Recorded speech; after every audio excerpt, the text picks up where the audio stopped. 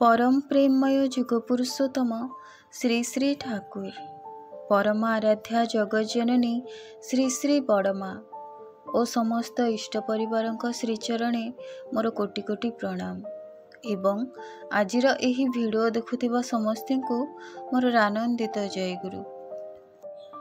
आजिर इष्ट प्रसंग को शेष पर्यंत शुणा चेष्टा करिवे। जदि वीडियोटी भल लगे तेबे चैनल को सब्सक्राइब करने पर भूलिबेनी। माँ मानकर मंगल साधन निमंते श्री श्री ठाकुरंकर केते बाणी सेथि मध्यरु आलोचना प्रसंग चतुर्थ खंडरे श्री श्री ठाकुर कहिसंती लोक कल्याणार्थे आचार्यनिष्ठ कर्ममत्तता मु एहाकु ही कुहे सन्यास। आउ सती स्त्री माने किछि कम सन्यासी नुहंती। सती स्त्रीर सतीत्वर सार्थकता स्वामी को इष्ट प्राण करि तोलिबारे सेथिरे पुणी तार ही लाभ। इष्ट प्राण स्वामीर स्त्री 5 सेकेंड पाई स्वामी को पाई मध्य मने करे जेपरी गंगा स्नान करी उठिली। सेही 5 सेकेंडर मधुमेह स्मृति वर्णना करबाकू से गोटिए महाभारत भी रचना करिपारे।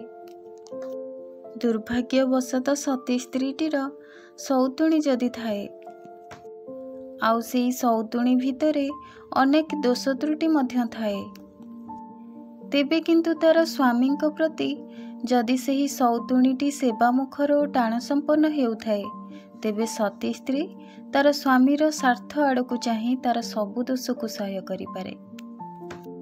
पुणी सती स्त्री जीए तार सबु काम दाम एपरिकी झगड़ा झाटी मुह बंका करने पर्यंत ता स्वामी ही थाए आउ स्वामींकर सबु दिग प्रति ही तार समान नजर थाए। चारि चक्षुर दृष्टि रखे गोटे दिग को देखुची अन्य सबु दिग को देखु नाही बा से दिग को ख्याल नाही एपरि किंतु हुए ना। स्वामींकर सब किछि रही से निजको व्याप्त और व्यापृत करि तोले। एहा हेउची पतिव्रता स्त्रीर लक्षण। पतिव्रतार महिमा रही अशेष सेथिरे ऐश्वर्य पर्यंत लाभ होई पारे।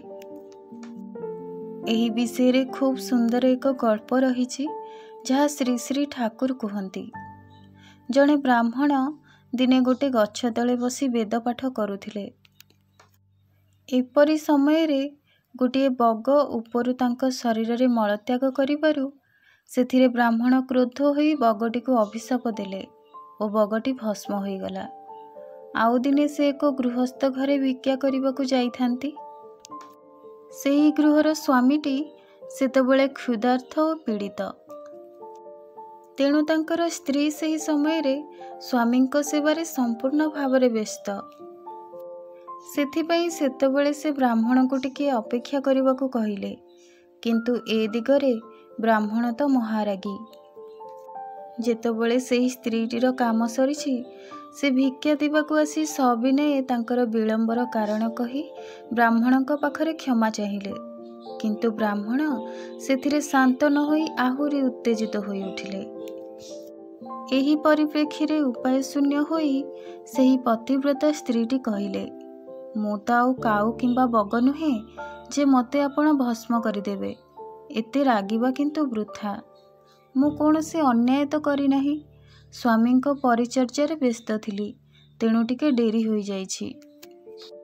ब्राह्मण जेतबेले एही भली पतिव्रतार अलौकिक शक्तिर परिचय पाइछंती सेतबेले से स्तंभित हो जाइछंती। विद्या और कूलर जोर जेते ही थाउना काहेकि भक्ति छड़ा जे शास्त्र तत्वरे अनुप्रवेश लाभ हुए ना एठारे एही कथाटी ही बुझा होइछि। पुणी निम्न कूल उद्भूत कौनसी लोक जदि प्रकृत भक्तिमान हुए तार मध्य जे प्रभुत ज्ञानर विकास होई पारे से जिनिसटा मध्य एठारे परिस्फुट होई उठिछि। स्वामींक प्रति स्त्रीर गभीर श्रद्धा थिले ता संबंध रे गोटे गर्वबोध थाए। यह सतीत्वर गोटे लक्षण बोली बुझा जाइछि। बाइबेल रे गोटे कथा अछि स्वामी एवं स्त्री जेपरी एक देह एक मन आउ एक प्राण।